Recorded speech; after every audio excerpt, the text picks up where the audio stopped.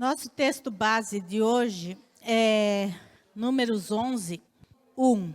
E aconteceu que, queixando-se o povo, era mal aos ouvidos do Senhor, porque o Senhor ouviu-o, e a sua ira se acendeu, e o fogo do Senhor ardeu entre eles, e consumiu os que estavam na última parte do arraial. Irmão, nós vamos falar um pouquinho nesta noite sobre efeitos e dimensões social do pecado. Tema não muito bom, né? Mas nós vamos falar um pouquinho sobre pecado, sobre os efeitos social do pecado. Nós estamos vivendo um tempo em que as pessoas, mesmo dentro da igreja, tratam o pecado como uma falha, como uma simples falha. E nós sempre arrumamos uma desculpa para o nosso pecado. Essa é que é a verdade. A gente, às vezes, é muito duro quando o irmão peca, mas quando a gente peca, a gente tende a ser mais brando conosco mesmo, né? A gente sempre arruma uma desculpa para o nosso pecado. Eu já ouvi muito essas frases, nem todo mundo é perfeito. Quem já ouviu isso? Ah, mas nem todo mundo é perfeito. Outra frase célebre para quem não quer assumir o pecado.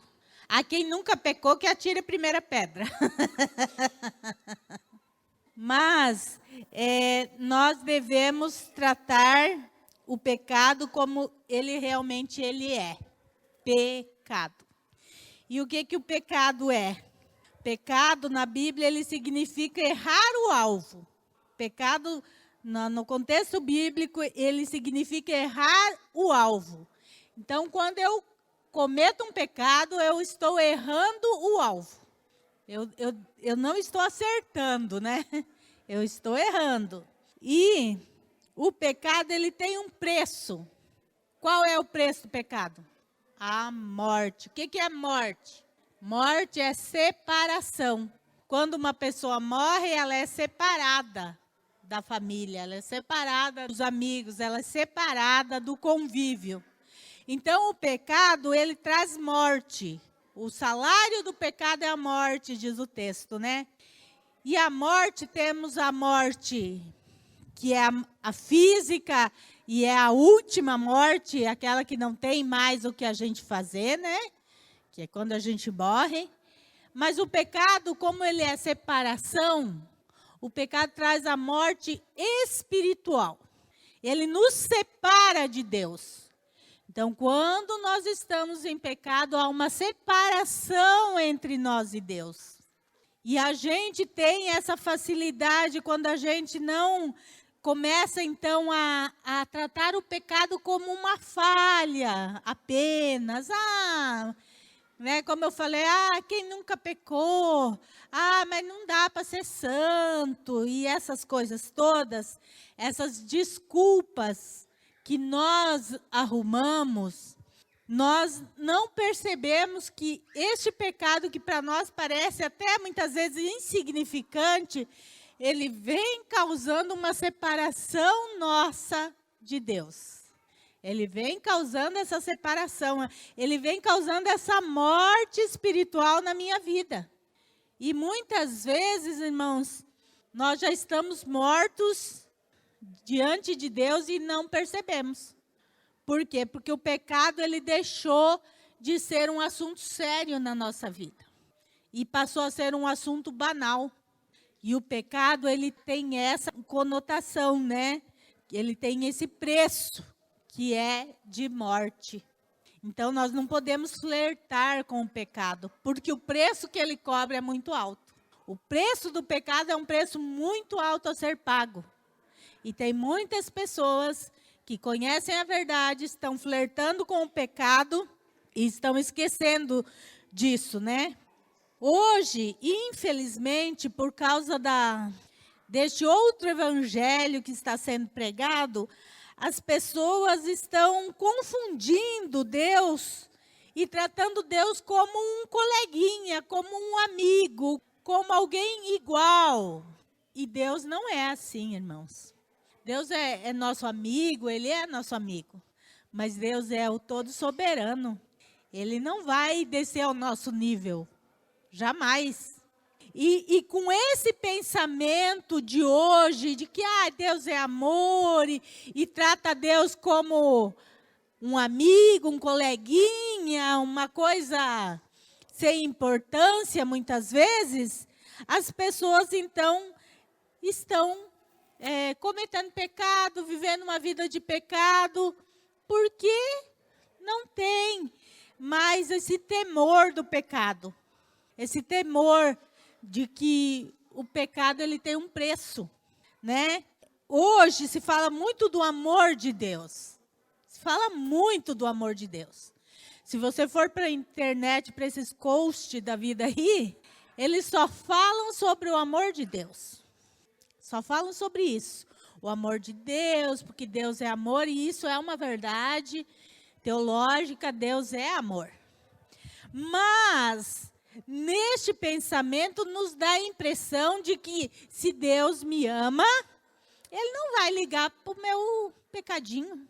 Deus me ama, Ele não vai se importar muito com o meu pecado, porque afinal das contas, né, como eu falei, a gente tende a sempre colocar o nosso pecado como um pecadinho, né?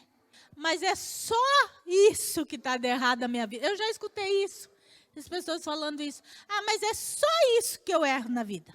Então, as pessoas estão esquecendo que Deus também é um Deus de justiça, de ira. E nós vamos ver isso no decorrer do estudo. O texto que a gente leu é um texto muito pesado, porque mostra a ira de Deus.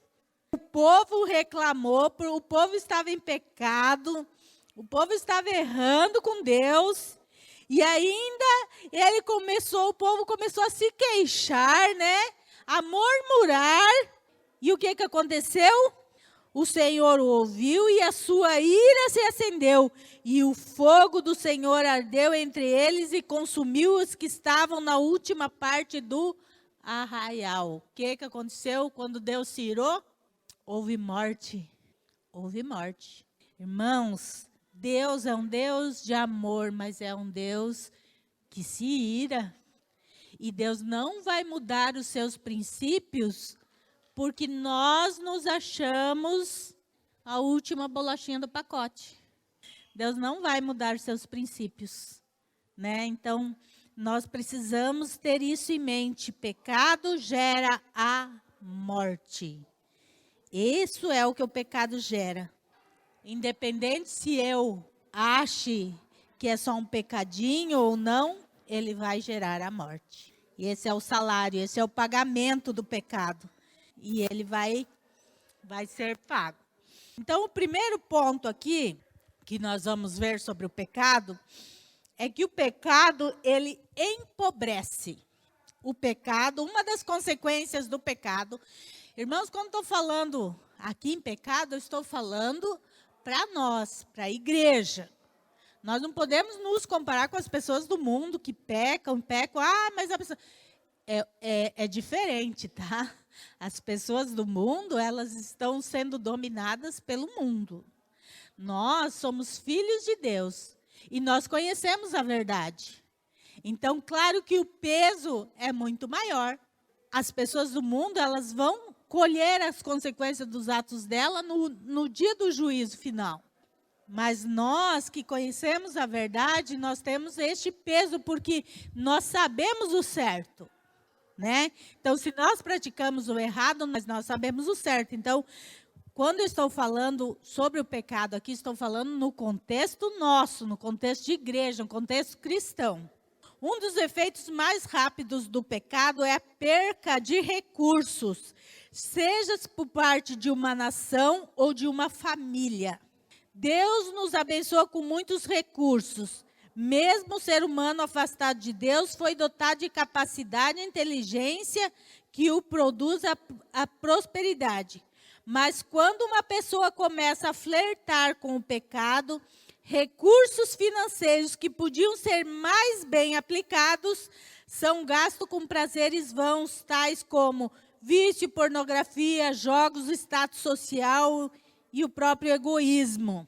Na busca de sentido e valorização ou aceitação social, muitos investem valores muito mais altos em bens ou em momentos que custam caro e que nada acrescentam à sua vida.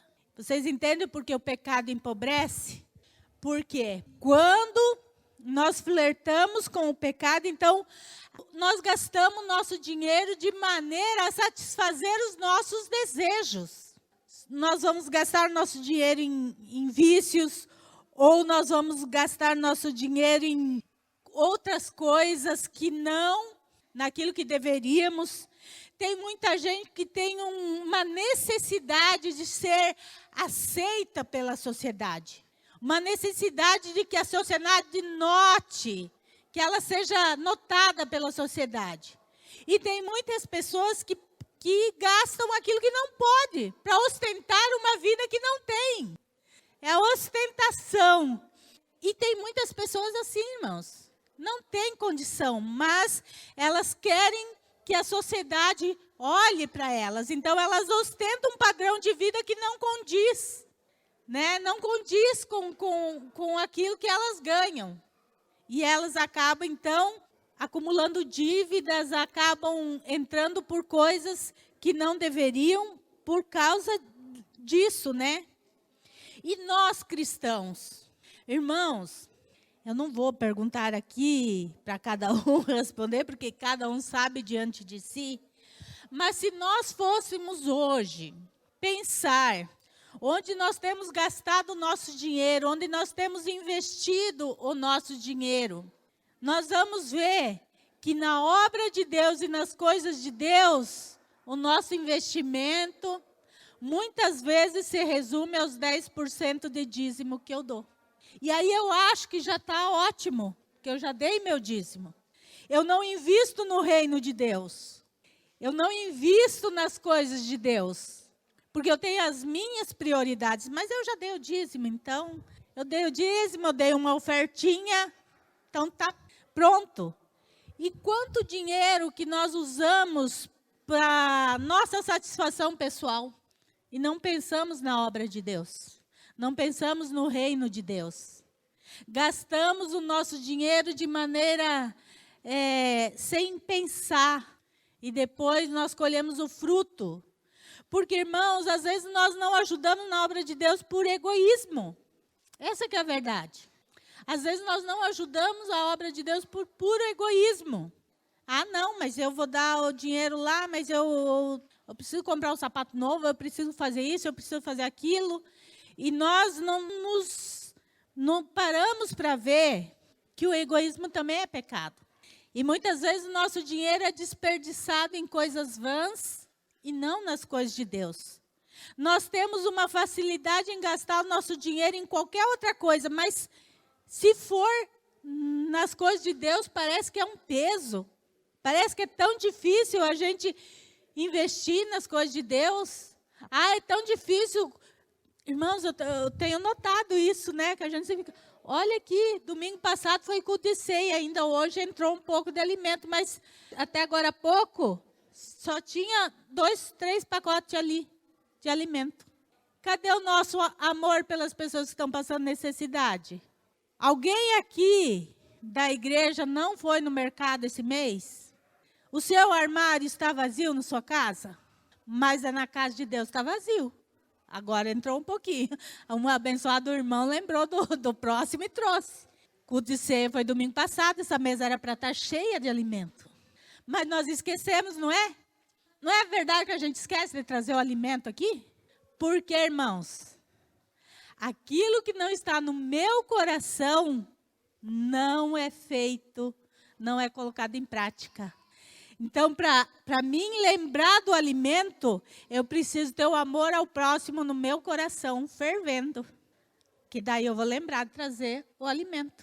Porque caso contrário, irmãos, a gente não lembra. A gente lembra quando alguém fala, é mesmo, né? Não levei o alimento, olha lá. A gente não lembra. Por quê? Porque nós estamos com uma visão muito voltada para nós mesmos, para as nossas necessidades. E isso é falta de amor ao próximo. Falta de amor à obra de Deus. Falta de amor às coisas de Deus. Como é difícil, irmãos. Graças a Deus, na nossa igreja isso acontece pouco, mas eu tenho visto em muitas igrejas ali que para fazer qualquer coisa na igreja é uma tortura, porque ninguém quer se dispor a fazer. E quando eu falo em fazer, não é só financeiramente, mas é com o trabalho, é com o voluntariado.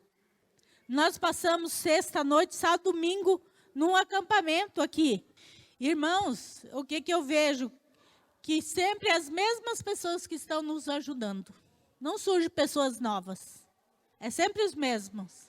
Sabe por quê, irmão? As pessoas não estão interessadas na obra de Deus. Nos fez falta mais gente no acampamento. Fez sim, irmãos. Fez sim. Precisava ter mais gente que põe a mão na massa. Porque nós ficamos lá com mais ou menos 50 jovens. Jovem come pra caramba. Eles comem bem. E o que acontece, irmãos? É muito difícil para nós que ficamos na cozinha, nós cozinhar, fazer a comida, servir tudo e depois ter que ir lá e arrumar a cozinha. Limpar, lavar, tudo. É muito cansativo. Porque é café da manhã, almoço, café da tarde, janta. E ainda tem o café depois da janta, né? Que a molecada come pra caramba. Então, é muita coisa. É cansativo. O que nós precisávamos? Uma equipe que cozinha e uma equipe que limpa depois. Na hora de desmontar o acampamento, o que aconteceu? Ficaram sempre os mesmos que ficam para ajudar. Os outros, ó. Eu estou cansado, vou embora. Eu estou cansado, vou me mandar. E sempre os mesmos que ficam ajudando. Está vendo como nós temos uma mente muito limitada na obra de Deus? Uma mente que só vê o meu conforto. Nós queremos que os jovens sejam abençoados, mas o que eu tenho feito para esses jovens serem abençoados? Nós jogamos a responsabilidade sempre na liderança. E não é assim, irmãos. Cada um tem a sua contribuição. Pode contribuir. Mas muitas vezes nós não estamos dispostos a isso. E gastamos o nosso dinheiro de maneira que não convém. Deus, Ele é um Deus abençoador. Deus é um Deus que não vê maldade em prosperidade do seu povo. Desde que seja uma prosperidade sadia. Uma prosperidade porque... E olha, cristão muito próspero na vida... que eu conheci, sempre foram cristãos muito abençoadores na obra de Deus. Por isso que eles eram tão prósperos. Não vi pessoas muito prósperas que não eram abençoadoras na obra de Deus. Mas o pecado, ele então empobrece as pessoas. Empobrece uma nação, empobrece as famílias, porque o dinheiro acaba sendo mal gasto. Quando nós estamos em pecado, nós gastamos o nosso dinheiro de maneira errada. Nós vivemos numa sociedade que é bombardeada, nós somos bombardeados o tempo inteiro com esses valores de ser melhor, mais bonito, mais saudável, mais feliz, né? E tudo que é supérfluo custa muito caro. Não é verdade, irmãos? Tudo que é supérfluo custa muito caro. Infelizmente, sempre há pessoas dispostas a pagar pelo supérfluo. E a gente tem uma noção disso, né? E as pessoas pagam o preço por quê? Causa que querem ser notadas, querem aparecer na sociedade. Nós vemos isso com as pessoas ricas, né? Elas compram aqueles quadros, aquelas chamadas obras de arte que custam fortunas, fortunas incalculáveis. E muitas delas nem bonitas são. Outras a gente não consegue nem entender o que é aquilo, né? Mas custa uma fortuna. E esses milionários, eles compram, irmãos, por ostentação. Às vezes não é que eles nem entendam aquela arte, mas é para ostentar. É para dizer, olha, eu tenho essa obra de arte na minha casa. Então, o pecado, ele leva nós a este egoísmo. E, infelizmente, o cristão, ele está entrando nessa onda do mundo. O mundo nos oferece isso, que para você ser alguém, você precisa possuir, você precisa ostentar. Porque se você não tiver uma bela casa, um belo carro, não for viajar, né? não tiver uma vida assim, você é um Zé Ninguém. Essa é a cultura do mundo. A cultura de Deus não é assim, irmãos. Deus não está interessado no nosso carro, na nossa casa, na nossa ostentação. Deus está interessado no nosso coração. Se o nosso coração é temente a Ele, se o nosso coração faz a sua vontade, é isso. E aí nós temos um valor incalculável para Deus, que Ele mandou seu Filho morrer por nós, mas nós muitas vezes achamos que é pouco este amor de Deus, porque nós queremos a ostentação do mundo. Então, nós flertamos com o pecado para poder ter a ostentação do mundo. Então, o pecado vai nos empobrecendo, porque nós conhecemos a verdade. Quando nós conhecemos entre o certo e o errado e escolhemos o errado, tem um preço. Tem um preço. O salário do pecado é a morte. Esse é o pagamento do pecado. Então, o pecado, ele tem essa conotação. Nós vamos ler 2 salmos que mostram que Deus gosta da prosperidade do seu povo. Não é que cristão não pode ser próspero. Mas, lá no Novo Testamento fala assim: aquele que é fiel no pouco, é fiel no muito. Aquele que não é fiel no pouco, né? Nem no muito. Então, irmãos, se você não tem um coração voltado para as coisas de Deus, ganhando seu salário mínimo, se você não tem o coração de ajudar a obra de Deus, você pode ser milionário, você vai continuar achando pretexto para não ajudar a obra de Deus. Aquele que é fiel no pouco é fiel no muito. Aquele que não é fiel no pouco não vai ser no muito também, irmãos. Ah, porque o meu dízimo é só R$100, é muito pouco. Se o seu dízimo for 1.000, você vai achar que daí o seu dízimo é muito. É assim que funciona. Vamos ler. Karina, abre para mim Salmo 35, 27.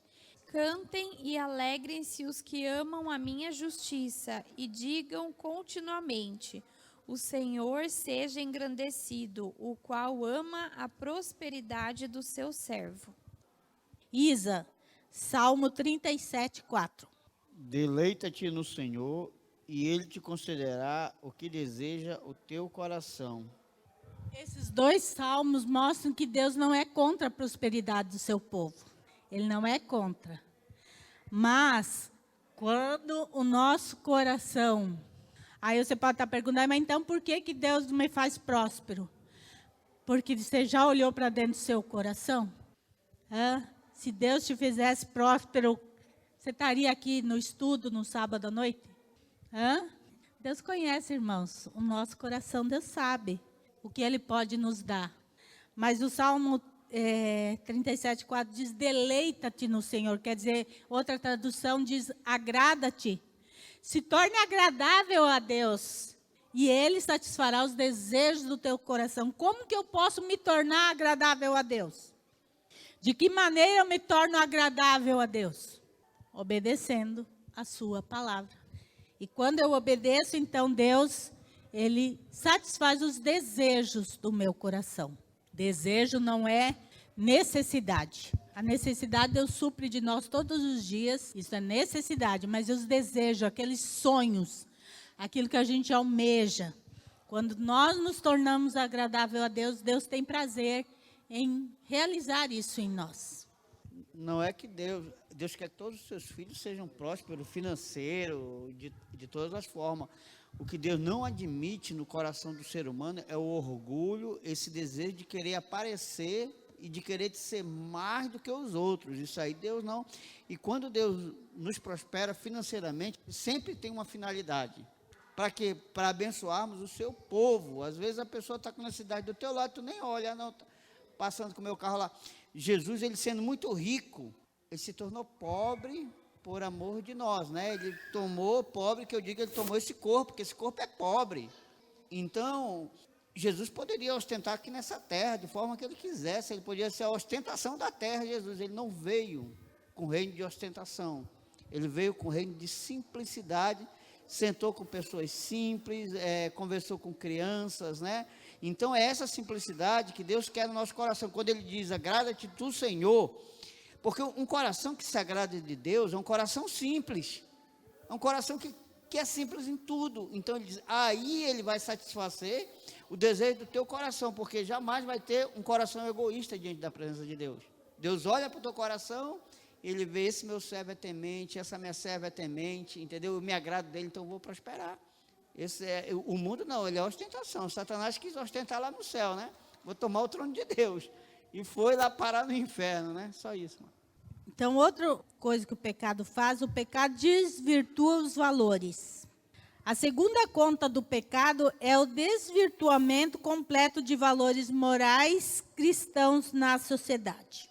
O pecado faz isso, ele desvirtua, né, os valores morais cristãos na sociedade. Mas isso começa dentro de casa. O pecado dos pais ensina os filhos a conviverem com o pecado. E isso é muito sério para nós pais.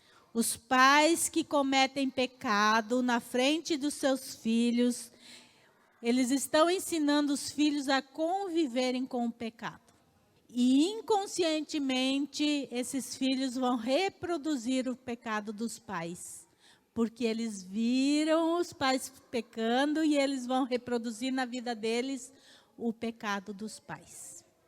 Então, irmãos, olha só onde o pecado leva, onde o nosso pecado não trabalhado na nossa vida, não abandonado na nossa vida, ele vai afetar o padrão moral dos nossos filhos dentro de casa. Quer dizer, nós estamos corrompidos, nós vamos corromper a outra geração que está vindo. Porque os filhos que veem os pais pecando, eles acabam se acostumando com o pecado. O pecado deixa de ser um bicho-papão. Às vezes eles vêm na igreja, eles escutam sobre o pecado, eles veem a pregação sobre o pecado, mas lá na casa os pais cometem pecado. Qual peso é maior? A palavra do pastor aqui ou dos pais dentro de casa? Para um filho. Qual o peso? O dos pais é sempre maior, irmãos. Os filhos podem se espelhar nos líderes, mas eles se espelham muito mais nos pais. Os pais são aqueles que os filhos estão convivendo ali 24 horas por dia, estão absorvendo tanto o bem quanto o mal. Então, nós nos corrompemos e corrompemos a próxima geração de cristãos, quando nós deixamos o pecado ser uma prática normal na nossa vida. E nós precisamos entender isso. Todo sistema de pensamento humano é decorrente de duas vertentes. A primeira, independência de Deus. O homem sempre quer ser independente de Deus. E a segunda, justificativa para as nossas falhas. Nós queremos ser independentes de Deus e justificamos nas nossas falhas. E é assim que a cultura de um povo vai sendo moldada e vivida. A cultura é o elo mais forte de qualquer povo. Toda cultura é tão enraizada que qualquer novidade que contrariá-la sempre será muito dificuldade de prevalecer. Então, a cultura de um povo é o seu bem maior, não é? Vamos colocar assim, que está falando do pecado como nação, mas dentro de casa. A cultura dos pais é que vai influenciar os filhos. Muitas vezes, aquilo que a gente gosta, os nossos filhos acabam gostando também. Por quê? Porque nós estamos passando para eles, é a nossa cultura.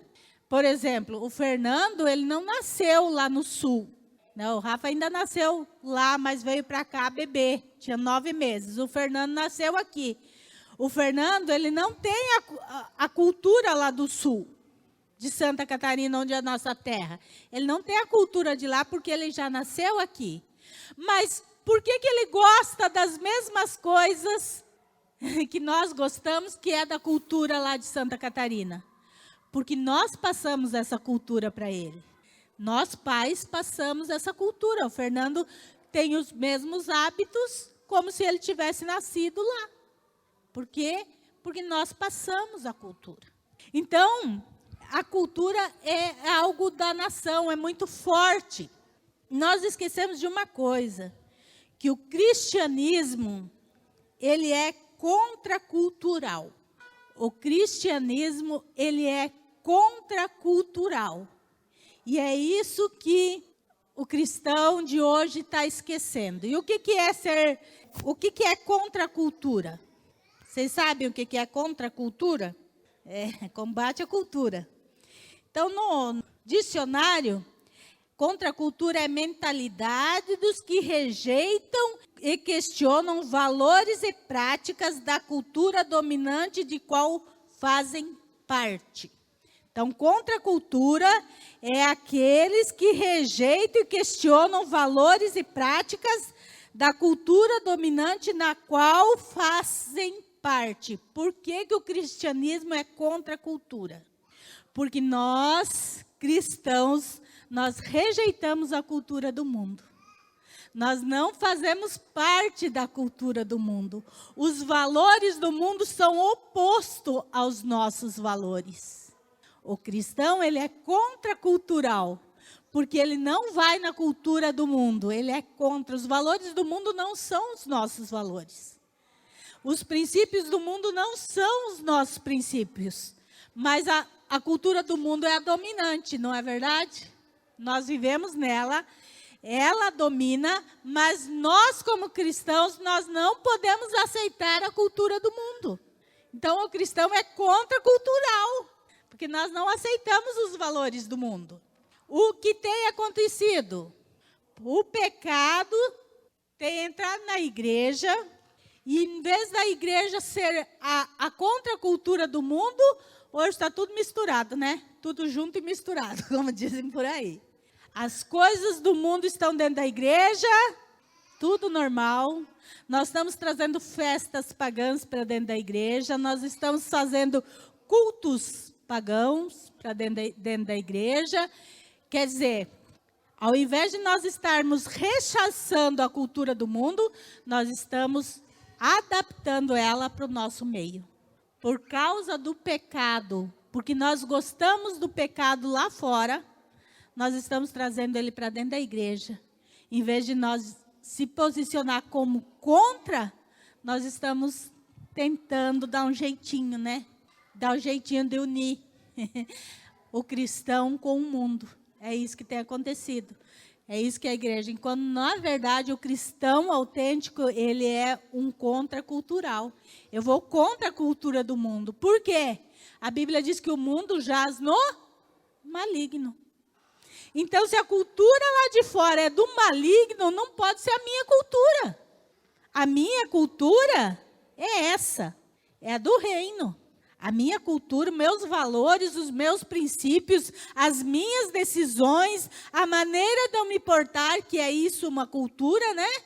Ela vem daqui, eu sou cristão, ela parte desse princípio. Agora, se a minha cultura é a mesma lá de fora, então eu estou naquela cultura, eu não sou cristão. Eu estou querendo adaptar duas coisas que não podem andar juntas. Deus e o maligno não andam juntos, irmãos. Cada um tem o seu papel diferente. Não há como eu ser cristão, dizer que eu pertenço a Deus, tendo no meu coração a cultura do mundo. Não há como. Quando eu tenho a cultura do mundo no meu coração, é porque o pecado ainda reina na minha vida. É porque o pecado não foi abandonado na minha vida. Então, a cultura, isso que tudo que rege uma cultura, nós somos cristãos, a nossa cultura é celestial, não é a do mundo. Por isso que a igreja do século 21 está tão banalizada, né, irmãos? Como a gente vê. Porque ela, ao invés dela ser a contracultura, ela está aceitando. E um exemplo disso, mais recente, é essas igrejas homossexuais. Que é exemplo mais maior do cristão se adaptando às coisas do mundo? Hoje temos igrejas ditas cristãs de homossexuais. Igrejas que aceitam pecados, adultério, pastores no ministério já no 3º, 4º casamento. Não é a cultura do reino. Essa é a cultura do mundo. Não é a cultura que vem de Deus, né? A palavra de Deus, ela não é a cultura desse mundo, né? E o nosso maior desafio é esse, irmãos. Amar o pecador e odiar o pecado. Nós amamos as pessoas, mas nós não podemos amar o pecado das pessoas. Nós amamos os homossexuais, mas nós não somos coniventes com o pecado deles. Nós não podemos ser. Mas o que o mundo tem feito hoje? Você tem que aceitar. Você tem que aceitar. Você tem que aceitar. Porque se você não aceitar, o errado é você. O errado é você. Você é homofóbico, você é isso, você é aquilo, você é aquilo outro. Ah, mas você está julgando o irmão. Olha, a pessoa pode cair no erro, sim. Mas eu não vejo na Bíblia, mas o missionário está aqui, ele concorda comigo que eu sei, nós não encontramos na Bíblia, né, Isa, lugar para 2º, 3º casamento. Muito menos de alguém no ministério assim. Antes da conversão, uma coisa, irmãos, mas depois de convertido, né? Temos aí pastores ditos renomados, né? Que adulteraram, largaram da esposa, mas não largaram do ministério, continuam à frente da igreja. Isso é um absurdo. É a cultura do mundo, né? Essa é a cultura do mundo. No mundo pode, normal, mas nós somos contra a cultura. O cristão é contracultural. O cristão não aceita a cultura do mundo. Então, irmãos, nós precisamos fazer essa divisão. E nós temos a tendência assim, ó. Quando o pecado é de alguém longe, nós não tem problema. Agora, quando o pecado é de alguém próximo de nós, de um parente ou de alguém, ou de um amigo próximo, nós temos a tendência de, sabe fazer o quê? Aceitar o pecado. Ah, mas eu não vou falar. Eu não vou falar do pecado dele. É meu irmão, é meu amigo, é meu parente. Eu não vou falar do pecado dele. Então, irmãos, nós estamos abrindo mão das coisas de Deus pelo pecado. É essa divisão nós temos que fazer. De amar sempre a pessoa, mas jamais aceitar o pecado da pessoa. Pecado de quem quer que seja não se aceita. Seja do filho, seja da mãe, seja do pai, seja do irmão, seja da cunhada. A gente não aceita o pecado. A gente ama a pessoa, mas a gente não aceita o pecado. E nós, como cristãos, nós temos a obrigação de alertar. Você está errado. Deus é a solução para a sua vida. Porque senão, irmãos, as pessoas estão do nosso lado e não estão tendo a chance de mudar de vida. Porque nós não queremos confrontar o pecado das pessoas mais. Porque nós achamos que nós vamos ofender as pessoas. E aí nós ofendemos a Deus, porque não somos suas testemunhas. Jesus disse para nós ser testemunha. O que é uma testemunha? Qual é o papel da testemunha? É falar a verdade. A testemunha, ela precisa falar a verdade. Quando uma testemunha vai diante de um juiz, ela precisa falar a verdade dos fatos. E ela vai falar a verdade e vai doer para aquele que não quer ouvir a verdade. Mas a obrigação da testemunha é falar a verdade. Vocês são minhas testemunhas, a Bíblia diz. Então, nós precisamos entender isso. O cristão, ele é contracultural. Nós não aceitamos a cultura do mundo. Nós só aceitamos aquilo que está aqui, na Bíblia, que é nosso nossa regra de fé e prática. O terceiro ponto é que o pecado traz juízo. E é isso que não está sendo mais falado hoje em dia. O mesmo Deus de amor, graça e misericórdia é também o Deus da justiça e juízo. Poucos se apercebem disso. No entanto, Deus avisa que Ele não se deixará escarnecer. Há, mesmo aqui nesta vida e na futura, retribuição pelos nossos atos, sejam eles bons ou maus. Então, irmãos, esse negócio que Deus só é amor, é uma verdade, mas Deus é juízo e justiça.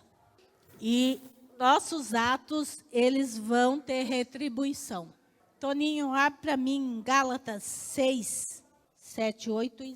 E o que é instruído na palavra, reparta de todos os seus bens com aquele que o instrui.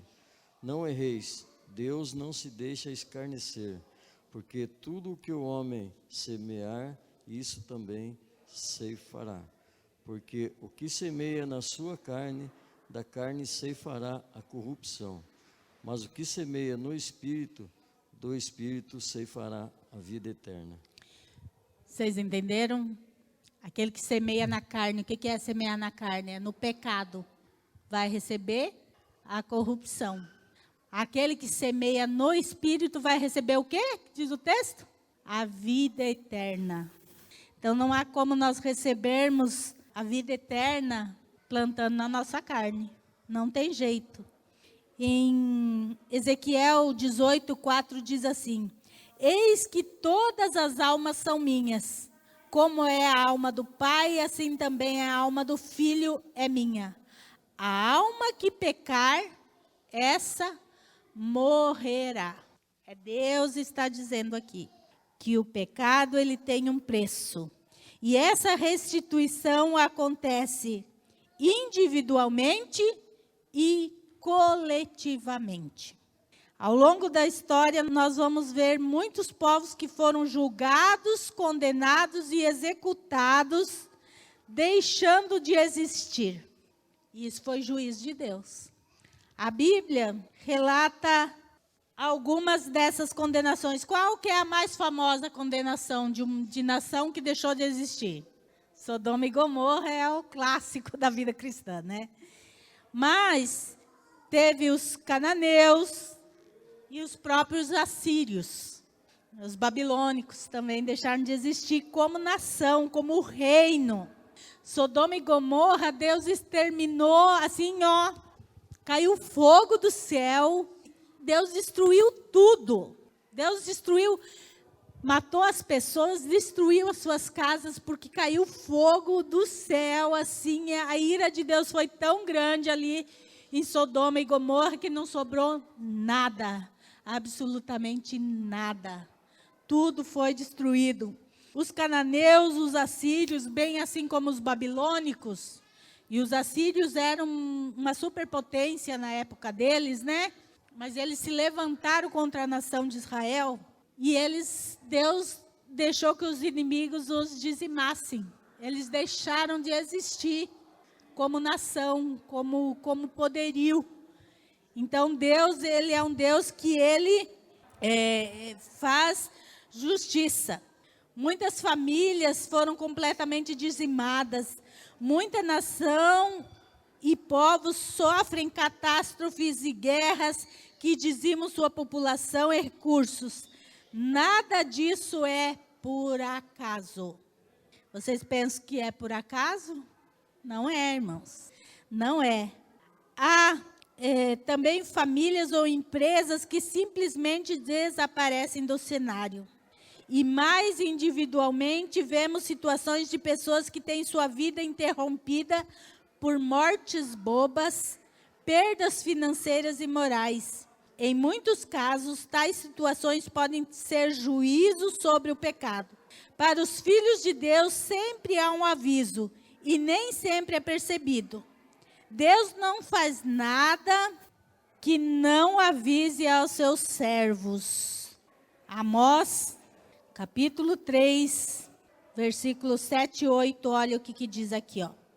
Certamente o Senhor não fará coisa alguma sem ter revelado o seu segredo aos seus servos, os profetas. Rugiu o leão, quem não temerá? Falou o Senhor Deus, quem não profetizará? Então, irmãos, Deus não faz nada a ninguém sem antes avisar. O problema é que nós não queremos ouvir. Deus não destrói um reino, Deus não destrói uma família, Deus não destrói uma vida sem antes avisar. Volte atrás, deixe o pecado. E Deus usa pessoas para fazer isso. Deus usa os seus profetas, pessoas de Deus, para avisar, para alertar, para dizer: arrependa-se, arrependa-se. Mas muitas vezes nós não queremos escutar, queremos pagar o preço. Achamos que podemos pagar o preço, mas o preço é alto, irmãos. O preço do pecado é a morte. E tem muitas pessoas que não entendem, sofrem as dificuldades, mas Deus sempre avisa. Deus sempre avisa. E a prova que isso é verdade é o Apocalipse. A prova que Deus não faz nada com o homem sem antes avisar é o Apocalipse. É o que vai acontecer com a humanidade. Deus já avisou como vai ser o fim. Todos nós sabemos como vai ser o fim. Por quê? Porque Deus já avisou através do profeta, através de João. Deus deu a visão para João do fim. Porque é certo que ele vai acontecer. Então o Apocalipse é uma confirmação dessa palavra de Amós. Que Deus usa pessoas para alertar. Deus não faz nada com uma nação, com um reino, com uma pessoa, sem antes Deus avisar: não vai por esse caminho vai. O problema é que nós não ouvimos a voz de Deus. E muitas vezes se voltamos contra o profeta. E se voltar contra o profeta é se voltar contra o próprio Deus, irmãos. Que é gravíssimo. Muito grave isso. Cuidado, ouça a voz de Deus. Eu gosto muito desse texto. Rugirá o leão, quem não temerá? Falará Deus. Vocês já ouviram um rugido do leão? Assim, na TV mesmo, né? Que pessoalmente. Mas o rugido do leão é terrível. É alto, é estrondoso. Não tem como você ouvir um urro daquele, não temer, não ficar com medo, ainda mais. Digamos que você esteja num lugar aberto, né? Sabendo que ele está ali ao seu redor. Quem que não vai ter medo de um bicho daqueles que mata mesmo? Essa comparação entre a voz de Deus e a voz do leão é dizer: tema quando Deus fala. Porque assim como o leão, a voz de Deus também deve ser temida. Então Deus sempre nos avisa. Deixe o pecado, arrependa. Deus sempre dá chance. Deus vai destruir este mundo, mas Ele já avisou há mais de 2000 anos lá com João do Apocalipse. As pessoas é que não querem. Avisado está. Nós estamos vivendo o princípio do fim do mundo. Nós cristãos, né, estamos vendo isso. Mas por quê? Porque está aqui, ó. Está tudo aqui revelado para nós, ó. Deus revelou, Deus já avisou. Quem quiser ouvir, quem tem ouvidos para ouvir, ouça, não é isso que Jesus fala? Aquele que tem ouvidos para ouvir, ouça. Mas muita gente não quer ouvir. Tem ouvidos, mas não quer ouvir. Então, depois colhem os frutos amargos. Nosso horário não vai dar, mas vou continuar sábado que vem, porque esse ponto é muito importante. Nós vamos ver 2 personagens bíblicos que não ouviram a voz de Deus. Não quiseram se arrepender dos pecados, pagaram um preço terrível. E nós vamos ver que como Deus avisou eles antes, e eles não ouviram. Então, como nosso horário já deu, nós vamos encerrar aqui por hoje, mas nós ficamos para sábado que vem.